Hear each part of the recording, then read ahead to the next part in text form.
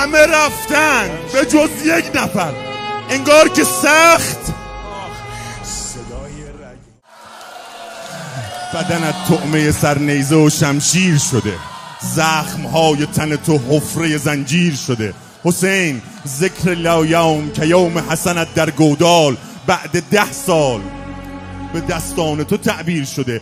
شمر فهمید که انگار علمدارت نیست، چه عجولانه به گودال سرازیر شده. 2 قدم رفت به پایین و دوباره برگشت، داد زد زود بیایی زمین گیر شده.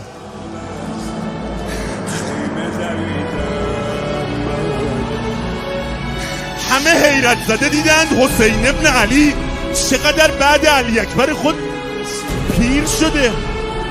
این سپاهی که همه تشنه به خونت بودن آنقدر برده غنیمت ستنت دیر شده، آن که حتی ز علی اصغر تو واهمه داشت حال دور بدن زخمی تو شیر شده. یک نفر از سر گودال اشاره میکرد که غروب است، ببرید دیگه. خواهرش داره نگاه میکنه، پا تو بردار از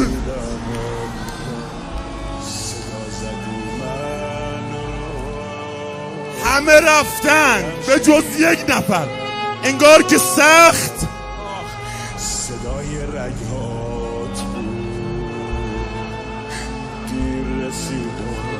دیر رسیدم من، نرفته از نظرم زلجناح بر میگشت، که رفته رفته صدایت ضعیفتر میگشت.